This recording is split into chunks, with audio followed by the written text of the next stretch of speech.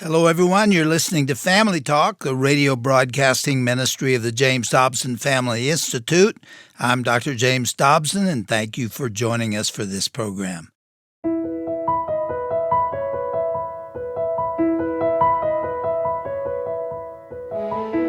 Well, welcome to Family Talk. I'm Roger Marsh.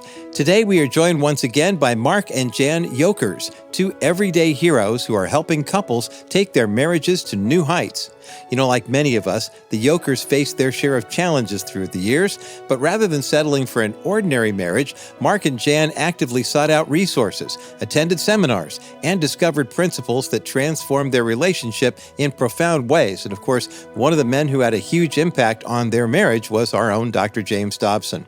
What makes their insights so especially compelling is their practical and down-to-earth approach. So let's join our own Gary Bauer, Senior Vice President of Public Policy here at the James Dobson Family Institute and host of the Defending Faith, Family, and Freedom podcast, for this inspiring conversation with Mark and Jan Yokers on today's edition of Family Talk. We're pleased today on Family Talk to have another show with our everyday heroes, Mark and Jan Yokers, who have been talking to us about their own marriage, but also about all the resources out there and all the things they've learned over the years so that your marriage can thrive and grow just as their marriage has over the decades. Let's get right into it, Mark and Jan. Absolutely. That would be awesome. Yes, we'd love to share what God has done because it's been remarkable. After struggling with scriptures, pro and con, I was thinking, and the heartache of everything going on around us, the Lord came to me and totally broke me down with His truth and His love. And He told me three things, Gary. He said, number one, go back to your family. Because it was just crazy, the love between people, the adults across marriage lines had become an important factor, and the kids were left behind. Number two, he told me, he said, get out of the ministry. And so I left the ministry and haven't been back then, although we minister a lot. I left the ministry. And number three, he said, I'm going to grind this system to powder and scatter the people to other churches to get healed. And to give you an idea of how screwed up I was in my own mind at that point, when he said that, I thought, but wait a minute, we're the best church. And I thought, oh God, am I ever messed up? Help me. Help me. And it has happened. People that have gone to other churches have found great healing. And that's what happened to us. So we were asked to leave because I was exposing what was happening as a great deception from Satan. And these wonderful people that were being hurt and destroyed, trying to help. And so we left and we lost our church. I lost my job. I was a teacher. We lost friends. Lost Sunday school, lost our Christian school. So we were for about a year or two just crying every Sunday, and I couldn't hardly read my Bible because I thought I can't trust myself. We couldn't go to other churches because we just kind of shattered and didn't know what to do. And we ended up going to a lot of different churches and enjoying them all.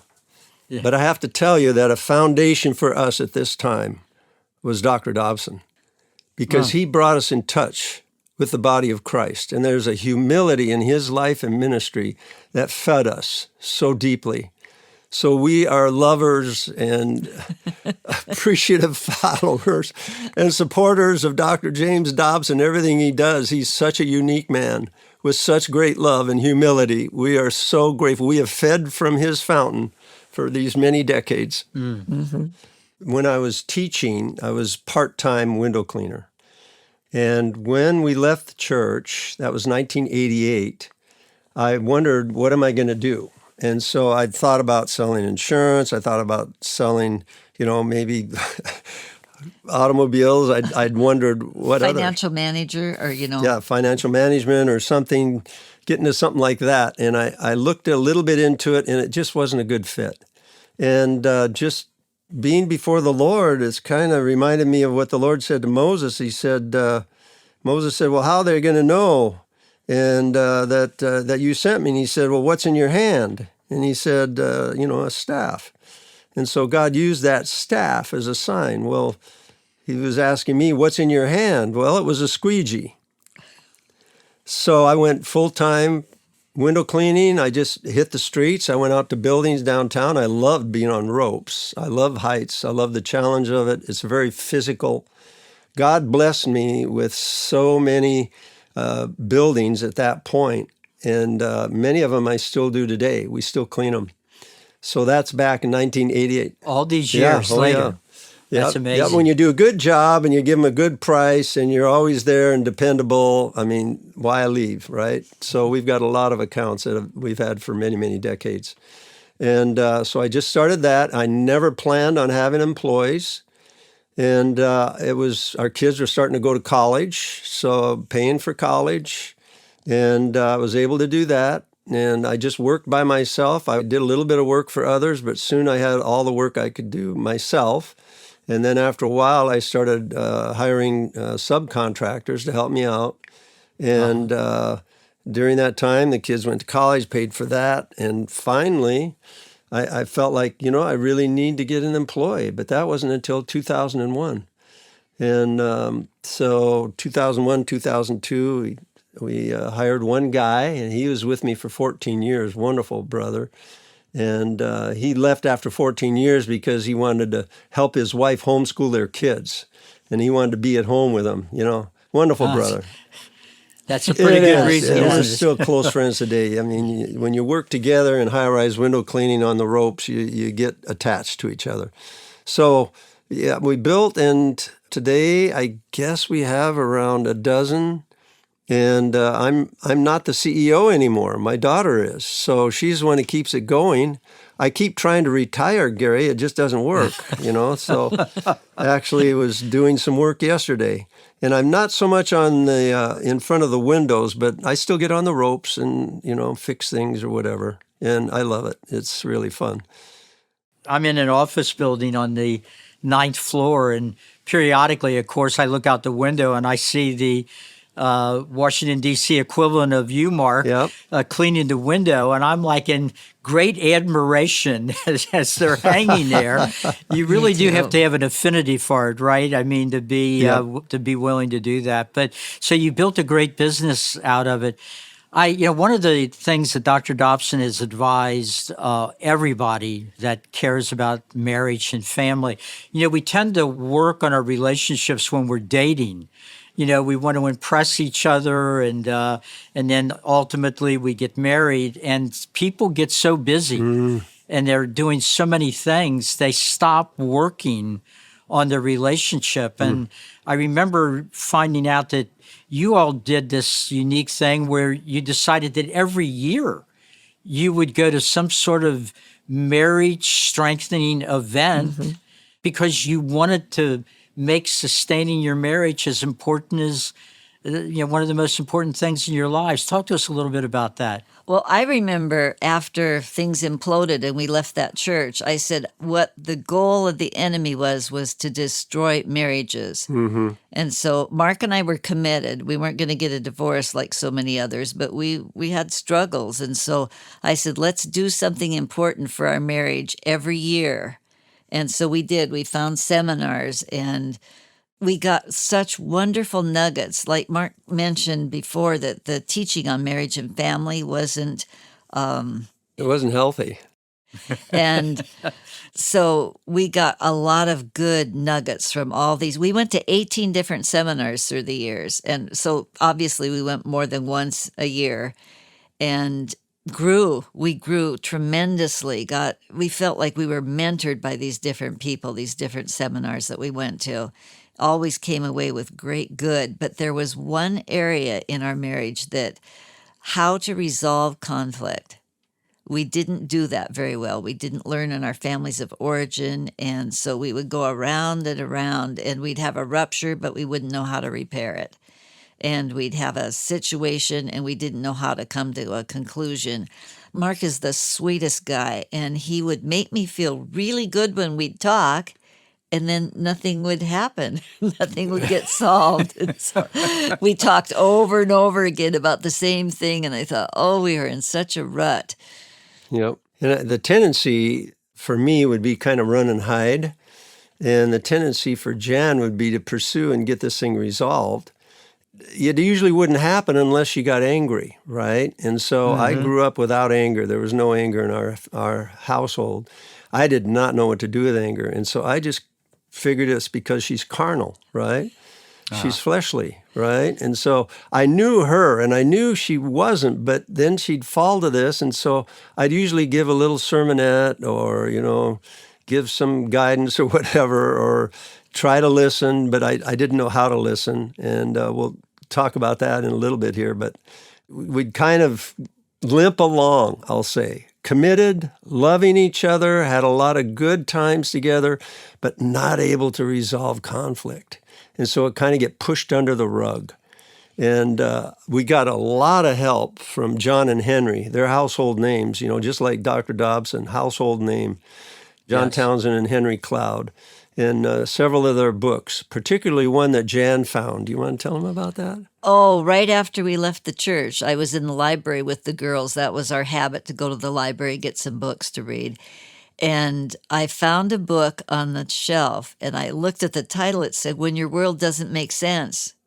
And I thought, oh my goodness, my world doesn't make sense right now. I'm reading that book. So I pulled it off the shelf. It's been retitled now, Changes That Heal, by John Townsend and Henry Cloud. That was life-changing for us. That began to turn us around. I didn't grow up with boundaries, and I didn't know you could have them. My mom and dad had them on me, but I just obeyed them. And I didn't know how to bond. Okay. And I also had trouble with boundaries. And the 4 areas in that book, Changes That Heal, there's also how you deal with authority, and I was really cloudy on that one. And then the other is how you deal with good and bad. And, when you serve Jesus, everything is good, right? Well, so anyway, that book really kind of put us on a road. We got into some good counseling. And Mark wasn't drawn to counseling like I was. And we took a 2.5-month trip around the United States, and we camped almost the whole way. And it was so stressful. I felt like I couldn't even walk into the hotel at South Dakota somewhere. And so I felt like I was just practically crawling. I was so exhausted. And that night I told him, I said, I don't know how we're going to make it through the years if we don't get some counseling. And he thought about it as we drove the miles, and he thought, yeah, let's do it. So we got some counseling, although that wasn't easy to find a counselor, because we went through 3 of them before we found one that we thought, he gets it. One was more abusive than the church that we were in. And one, they gave some good advice, but it wasn't hitting the spot that we needed. And when we went to Dan Hartman, we thought, oh, he gets it. And he really brought us out of, I couldn't speak for myself very easily. And so he taught me that my needs were good and I could ask for my needs to be met. And not always that Mark would meet them, but he would listen.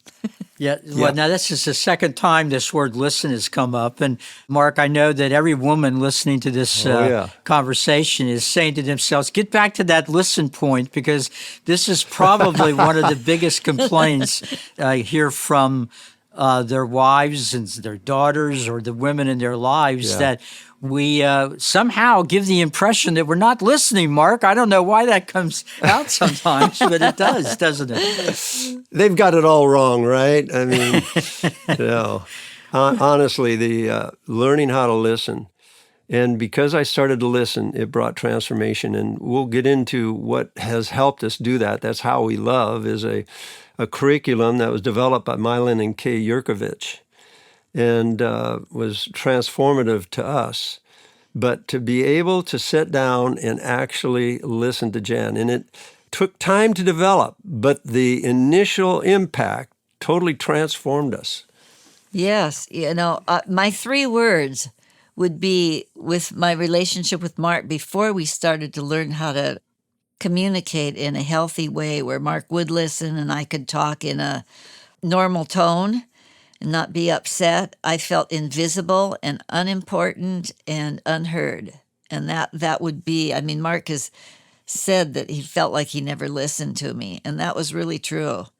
Yep, at the 42-year marriage line.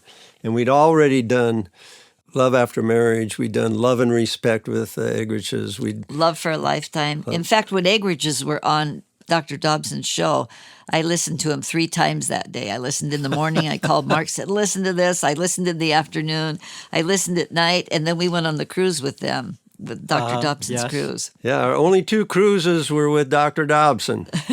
That so impacted me that. Yep, Wow. yep. And, many others, Gary Smalley and, the love languages, Laugh Your Way to a Good Marriage, the Weekend to Remember, by Family Life, and all of those. I mean, we've been feeding from all of these ministries and going to all these events. Got wonderful things from him.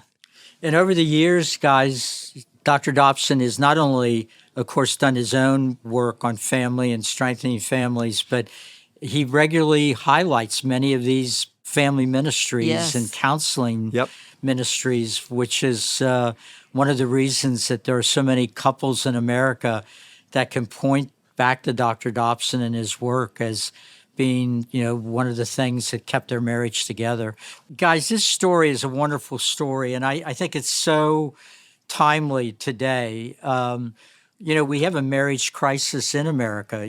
Marriages still break up too often. And today there's the additional problem, which we could probably spend hours talking about that we don't have, that so many young people can't find the strength and faith to take that leap of faith and tell that person that they've fallen in love with, let's get married. And if more families don't form, it's not going to matter who's president or who's on the Supreme Court. America will be in deep trouble and if we don't have God's institution of marriage and family at the center of our country. And one part, a real practical part of this that happened to us is after 42 years of marriage, we were invited to a Bible study. Actually, it was a class, and it was taking the book How We Love by Mark and Jan Yokers and taking couples through it and giving them tools in order to resolve conflict.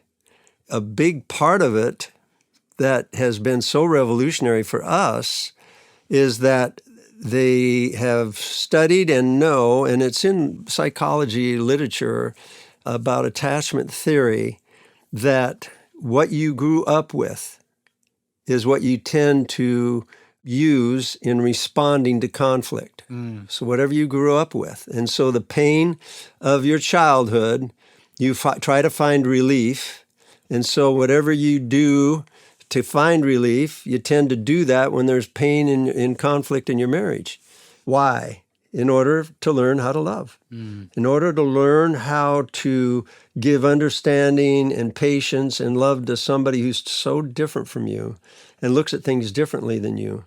But how are you going to know what's going on inside of them unless you can really listen and understand their past? And so Mylon and Kay have said that you want to get a PhD in your spouse's childhood.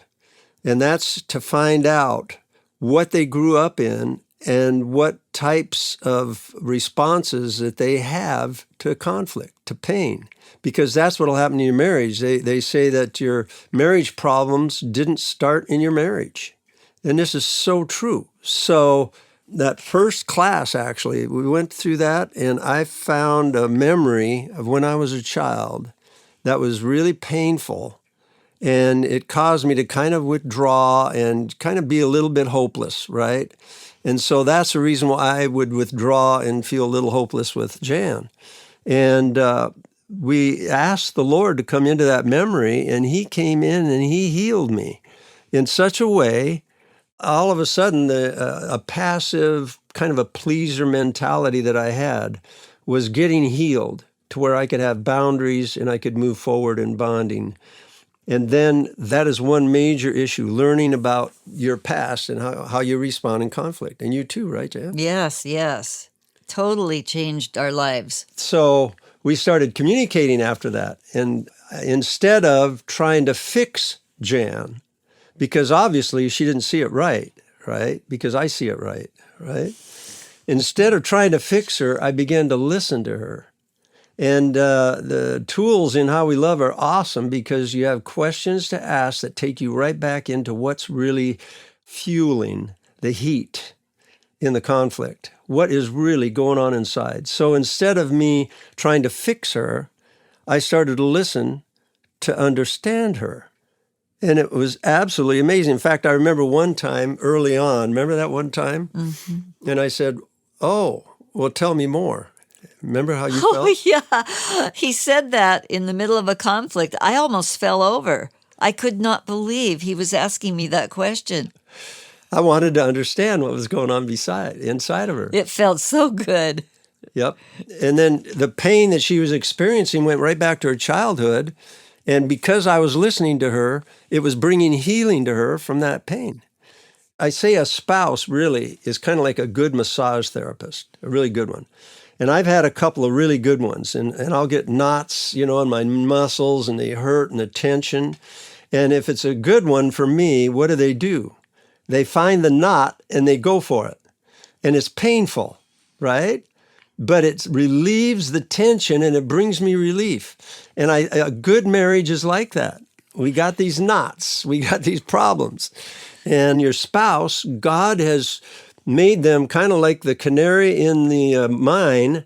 My selfishness and my inability to love, who's it going to affect the most? It's my wife, it's Jan. And so I see in her face the results of my inabilities, right? And so she's my canary.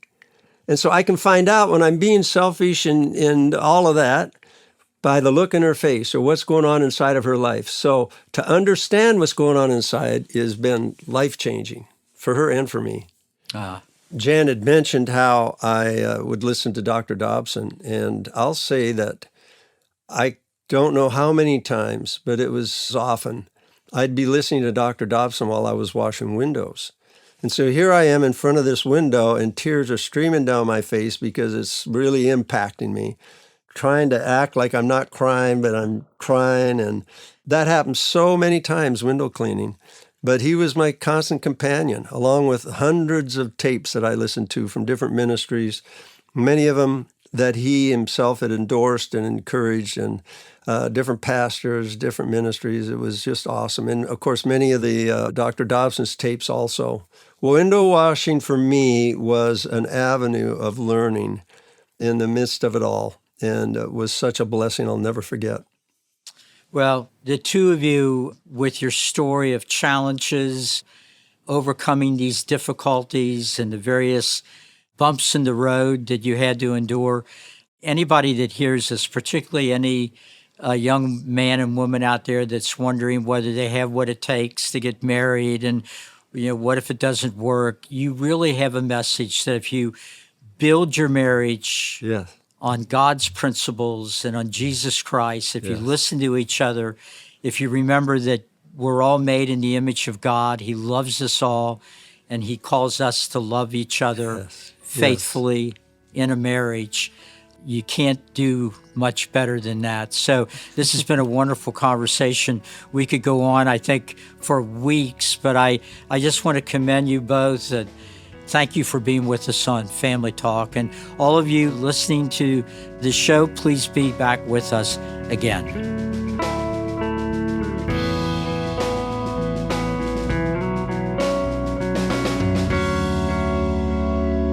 It's remarkable how marriages can be transformed when we simply learn to listen.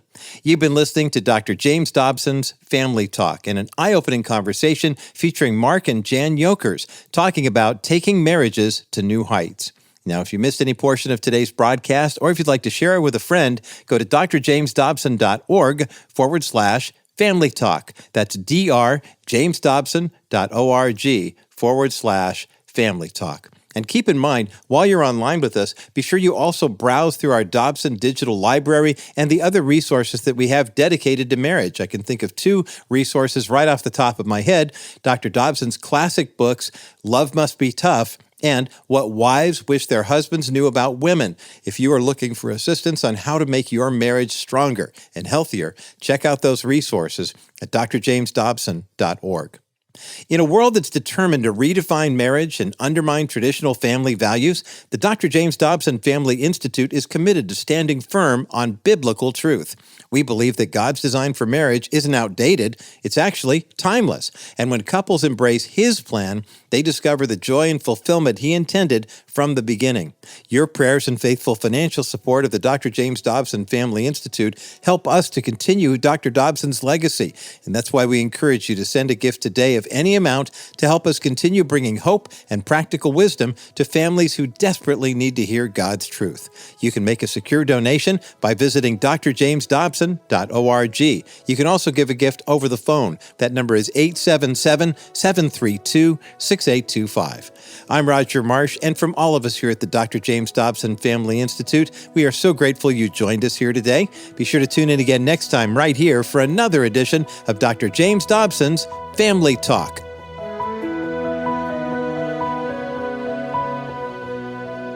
This has been a presentation of the Dr. James Dobson Family Institute.